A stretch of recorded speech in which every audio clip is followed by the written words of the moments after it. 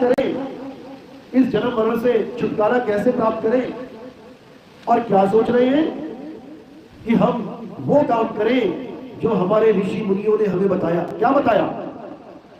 नाम जपो, यज्ञ करो, हवन करो, पूजा पाठ करो, कर्म कांड करो, तीर्थों में जाओ, नदियों में स्नान करो, पर्वतों के परिक्रमा करो।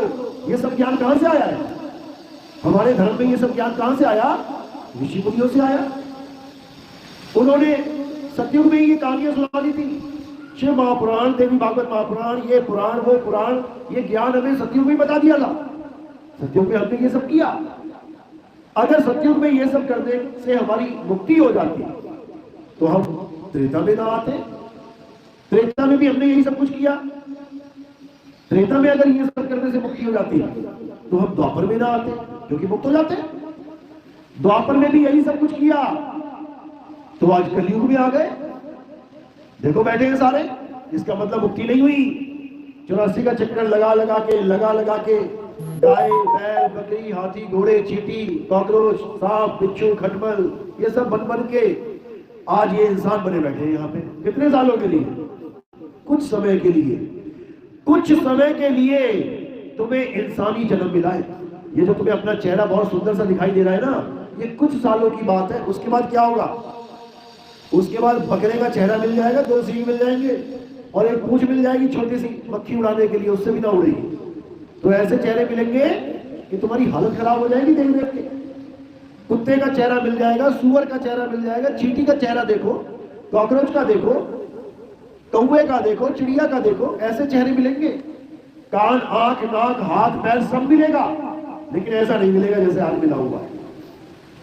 अब ये जो कुछ समय के लिए शरीर मिला है, आखिर क्यों मिला है? कारण क्या है? कुत्ता, बिल्ली, बकरा क्यों नहीं बन गए? इंसान बने क्यों बैठे हैं? क्योंकि परमात्मा की दया हुई है आप पे, जो आपको 84 लाख योनियां भुगतने के बाद एक बार के लिए ये इंसानी जन्म मिल गया। ये इंसानी जन्म मुक्ति का द्वार है। अगर ये दरवाजा तुमने नहीं खोला तो समझ लो तुम्हारा बैक गियर लग जाएगा 84 में। समझा रहे साहिब? 184 भटक के अपा पे अटके आए, अब की पासा ना पड़ा तो फिर 84 जाए। तैयारी कर लो, बांध लो अटैची वटैची, भर लो सोना वोना, ले जाओ क्या वहां पे, यही पड़ा रह जाएगा। और 84 में जाके नाना प्रकार की योनियां भुगतान करना पड़ेगा। अभी तो चिड़ियाघर में जाते हो शेर देखने, मम्मी वो देखो शेर, वो देखो भालू। उसके बाद जंगल में पैदा हो जाओगे तो पीछे पड़ा होगा शेर, मम्मी बचाओ, शेर आ गया। बच जाओगे हिरन तो भागे भागे घूमोगे। आज जो लोहे के ताले लगा लगा के आराम से बिस्तरों में सोते हो, जब बन जाओगे ना हिरन तो जंगल में रात में खड़े खड़े सोना पड़ेगा। क्योंकि अगर लेट के सो गए तो रात में निकलते ही शिकारी तुम्हें उठने भी ना देंगे, गर्दन दबोच लेंगे। खड़े खड़े सोना पड़ेगा, कान खड़े करके सोना पड़ेगा। हल्का सा भी कहीं हल्की सी भी कोई आहट हुई उसी वक्त भागना पड़ेगा। आज जो कहते हो मम्मी अभी क्यों उठा दिया, 1 घंटे बाद उठूंगा, वहां 1 सेकंड की कीमत पता लगेगी तुम्हें कि 1 सेकंड में नहीं भागा होता तो शेर के मुंह में होता। तो ये सब सबके साथ होएगा। अब ये सब क्यों होएगा? कारण क्या है? ये क्यों हमें बार बार 84 में डाला जा रहा है?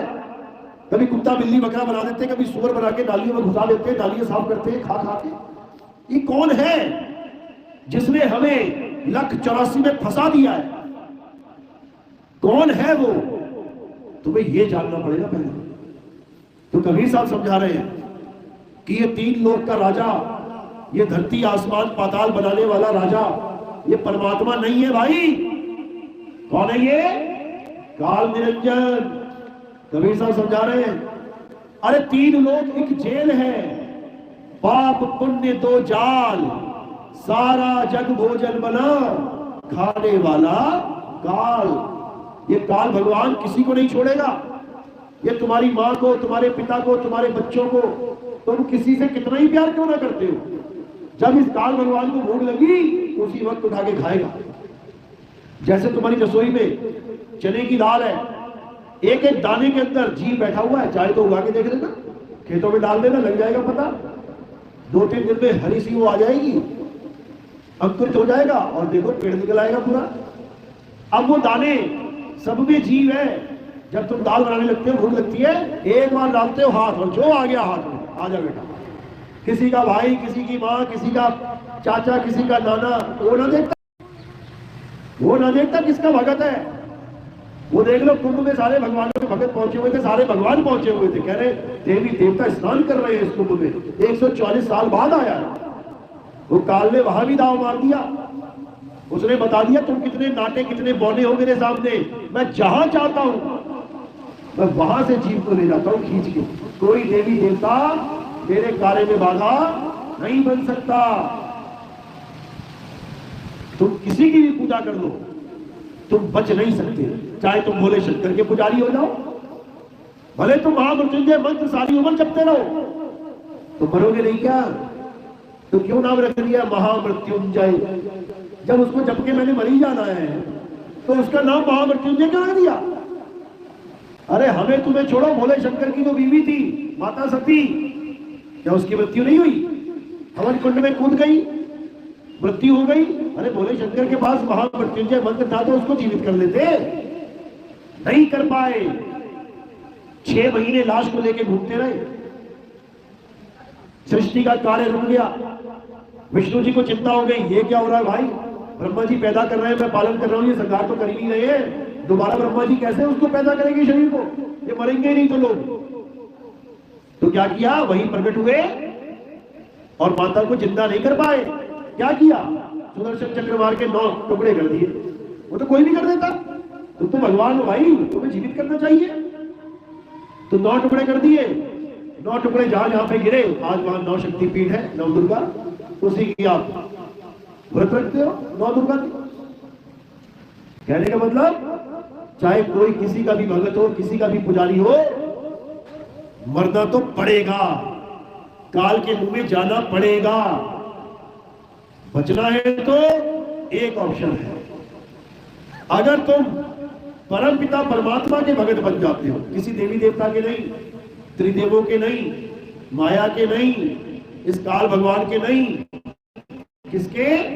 परम पिता परमात्मा के भगत बन जाते हो, तब तुम्हारी मृत्यु नहीं होगी, तुम अमर हो जाओगे 1%। अब अनाड़ी जीव क्या कहेगा, क्या सोचेगा? अच्छा हम अमर हो जाएंगे, यानी हम कभी मरेंगे ही नहीं, चाहे कोई हमें गोली मार दे, चाहे बम से उड़ा दे। क्योंकि वो नादान है, अज्ञानी है, उसे नहीं पता कि मैंने जो बात बोली है उसका भेद क्या है। मैं कह रहा हूं कि आप सदा सदा के लिए अमर हो जाओगे। मैंने ये नहीं कहा कि आपका शरीर अमर हो जाएगा, इसमें गुप्त भेद छुपा हुआ है। आपको मैं कह रहा हूं कि आप अमर हो जाओगे, आपके शरीर को नहीं कह रहा हूं कि शरीर अमर हो जाएगा। शरीर तो मरेगा लेकिन आप नहीं मरोगे। जैसे कोई कार चला रहा हो और कार में आग लग गई, तो ड्राइवर ने कार से कूद के अपनी जान बचा ली, तो वो बच गया, वो तो बच गया, लेकिन कार जल गई। बिल्कुल उसी तरह जो ड्राइवर है वो नहीं मरेगा, और ये जो गाड़ी है तुम्हारी लेके घूम रहे हो, ये पक्का जलेगी, पक्का मरेगी। अब इन दोनों में भेद समझ लेना है तो सारी कहानी समझ में। शरीर ये नाशवान ही है, इसको कोई अविनाशी नहीं बना सकता, और ये आत्मा ये अविनाशी ही है, इसे कोई मार नहीं सकता। लेकिन अज्ञानता में ये अपने आप को शरीर मान बैठी है, ये अपने आप को शरीर समझ बैठी है। अब जब ये अपने आप को शरीर मान बैठी है तो मर भी रही है, जी भी रही है, पैदा भी हो रही है, अंत भी हो रहा है, लेकिन किसका? शरीर का। ये तो केवल मान बैठी है कि मैं मर जाऊंगी, मेरा पैदा इतनी तारीख को हुई, मर इतनी तारीख को जाऊंगी, पिताजी इतनी तारीख को पैदा हुए थे, इतनी तारीख को मर गए। क्योंकि इसको पता ही नहीं है कि हम सब अविनाशी हैं। ईश्वर अंश जीव अविनाशी, तो हम जीव ही तो हैं। अरे हम जीव ही तो हैं, इसी को जीवात्मा कहते हैं। हम अमर हैं, अविनाशी हैं, लेकिन हम पूजा किसकी करने लग गए? नाशवान पत्थरों की, नाशवान पत्थरों को हमने भगवान समझ लिया। अब हमने नाशवान पत्थरों को भगवान मान लिया, तो जो असली भगवान है उससे मुंह मोड़ लिया। समझ लो, उसकी कभी खोज ही नहीं करी, उसके बारे में कभी सोचा ही नहीं। हम पत्थरों को पेंट करने में लगे रहे, हम पत्थरों पे जल डालने में लगे रहे, हम पत्थरों का दुग्ध अभिषेक करने में लगे रहे, हम पत्थरों को सजा सजा के अच्छे अच्छे कपड़े पहनाने में लगे रहे, हम मंदिरों को सजाने में लगे रहे, हम मस्जिदों में जाने लगे, सजाने में लगे रहे, हम गुरुद्वारों में जाने लगे, हम चर्च में जाने लगे, हम हर जगह जाने लगे जो हमने बनाई है। ये मंदिर किसने बनाए? ये मस्जिद किसने बनाई? ये चर्च किसने बनाई? ये गुरुद्वारे किसने बनाए? इंसान ने। हम इंसानों के द्वारा बनाए गए मंदिर मस्जिद में जाने लगे, लेकिन जो हमारा परमात्मा है, जो हमारा मालिक है, उसको हमने कभी खोजने की कोशिश ही नहीं करी, उसको हमने कभी ढूंढने की कोशिश ही नहीं करी। इसीलिए साहिब ने समझाया कि भाई वो को कहा ढूंढे रे बंदे, मैं तो तेरे पास में, मुझे ढूंढने के लिए तू कहां जा रहा है?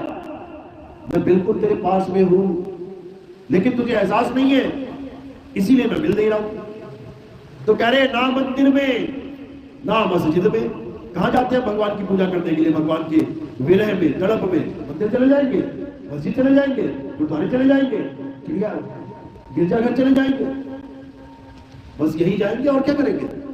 तो कह रहे मोह को कहां ढूंढे रे बंदे, मैं तो तेरे पास में, ना मंदिर में ना मस्जिद में ना काबे कैलाश में। कहां जा रहा है भाई? मंदिर मस्जिद में जाके भगवान मिल जाता तो सारे चले जाओ मंदिर, भगवान को मिलके आ जाओ, बातें करो, हालचाल पूछो। लेकिन आज तक तुमने कभी भी भगवान से कोई बात नहीं की होगी मंदिर में कि तुम बोलो और तुम्हें जवाब आ जाए सामने से, कभी नहीं आ सकता। एक आदमी से बोलोगे, माता पिता से बोलोगे, राह चलते आदमी से बोलोगे, तुम्हें उसका जवाब मिलेगा। कारण क्या है?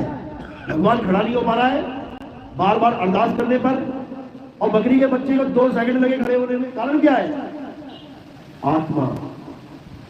बकरी के बच्चे में आत्मा है, इसलिए फटाक से खड़ा हो गया उसकी ताकत से।